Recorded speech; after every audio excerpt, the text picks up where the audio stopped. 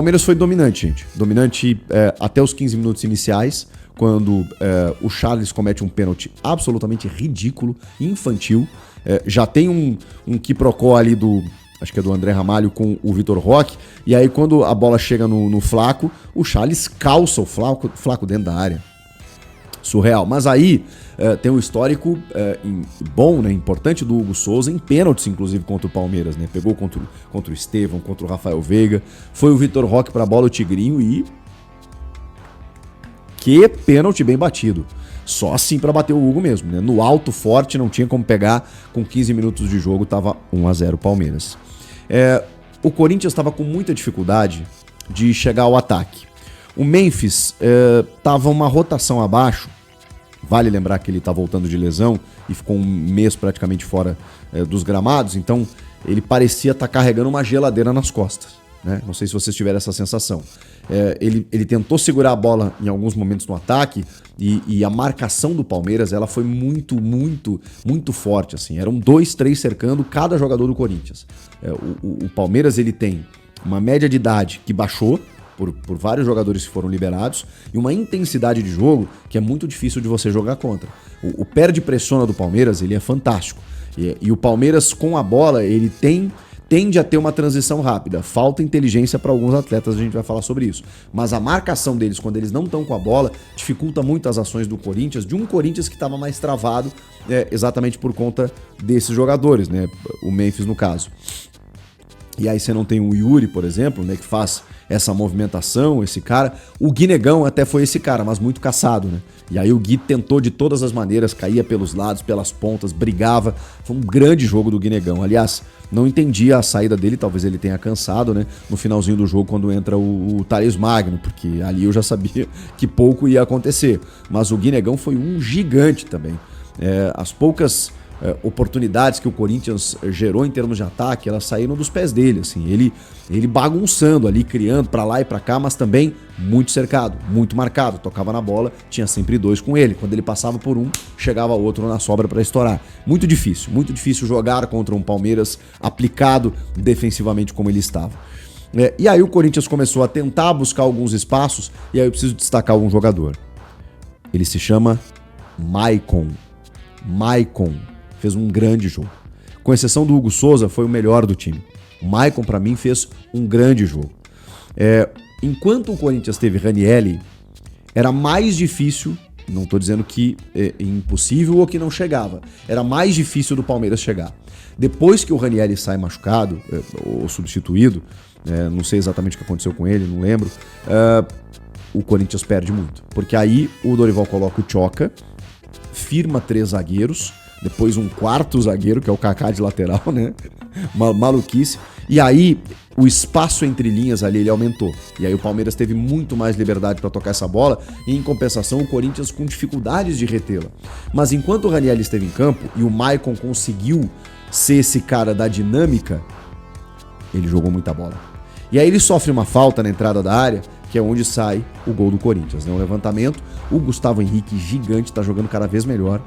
Não só pelo gol, né, que ele ajudou a fazer, que a bola foi contra no Piquerez, mas defensivamente também, cada vez mais seguro no sistema defensivo do Corinthians, em termos de personalidade mesmo, de postura, ele tá jogando muito,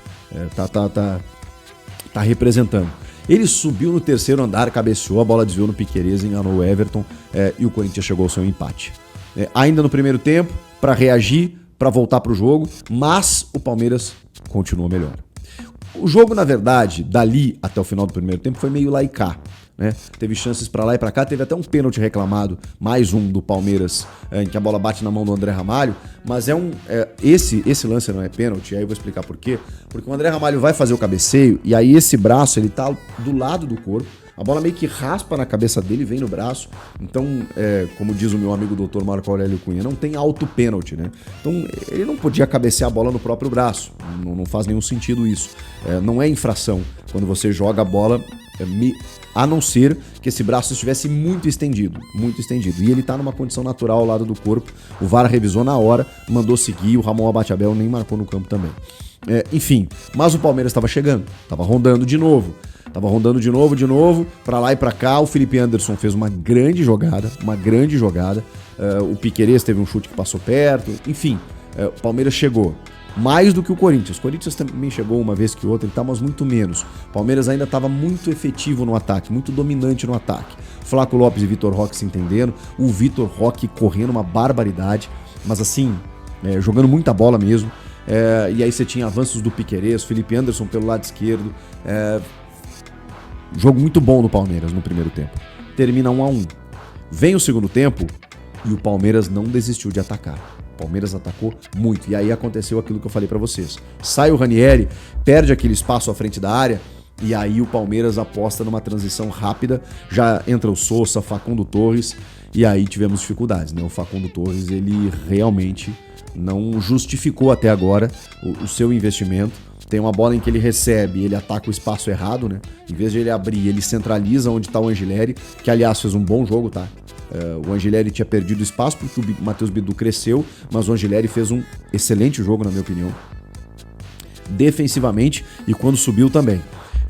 O Facundo Torres não conseguiu fazer leituras táticas corretas, não conseguiu melhorar a sua tomada de decisão. E o Corinthians também se travou dentro da área mais posicionado e se preparou, se prontificou para esperar o Palmeiras, porque na entrelinha não estava conseguindo segurar.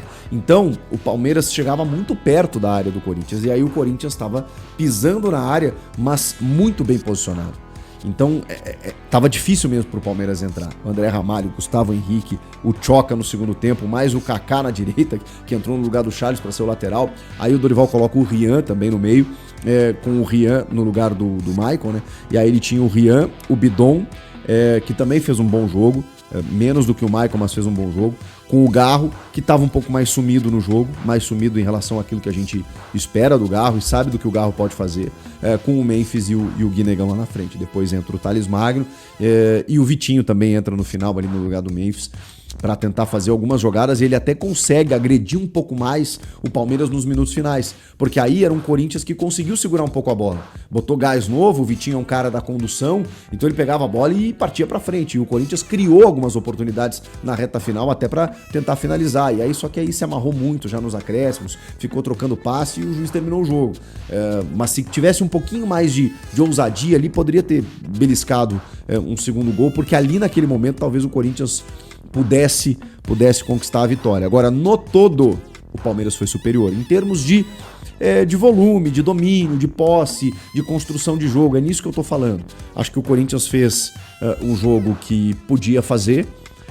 É um adversário que tá numa outra prateleira no campeonato, a gente precisa entender isso. O Corinthians hoje está em meio de tabela, o Palmeiras está disputando o título. E aí contou com o tropeço do Flamengo diante do Grêmio, mas o Cruzeiro ganhou, e aí o Palmeiras caiu para terceiro, mas o Palmeiras tem 2 jogos a menos.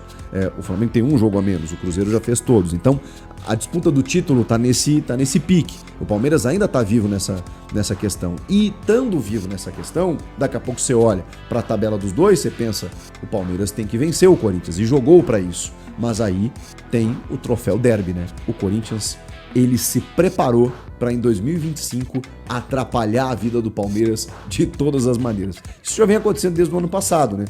Quando o Palmeiras estava lá podendo disputar o título e tal, e aí o Corinthians numa draga, fugindo da zona do rebaixamento, aquele 2-0 da cabeça de porco, que marca a arrancada do time na reta final do Campeonato Brasileiro. Então, o Corinthians tem atrapalhado a vida do Palmeiras recentemente, e o Palmeiras não tem conseguido levar essa vantagem, pelo menos do ano passado para cá.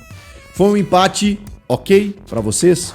Eu acho que, diante das circunstâncias, o Corinthians não é que tem que comemorar, celebrar, mas eu acho que tem que entender como justificado. E o Palmeiras, para mim, tem que lamentar. Mesmo que o jogo tenha sido fora de casa, mesmo que o Corinthians tenha oferecido essas dificuldades no ano, se a gente colocar aí todo esse cenário que eu coloquei, todo esse contexto, o Palmeiras perdeu 2 pontos. Pela maneira como jogou, pela necessidade da vitória, pelo ano conturbado em relação aos clássicos, o Palmeiras deve estar lamentando muito mais esse empate do que o próprio corintiano, pelo menos é como eu vejo. Mas eu queria saber de vocês. Comentem aqui, inscreva-se no canal e eu volto na próxima. Tchau!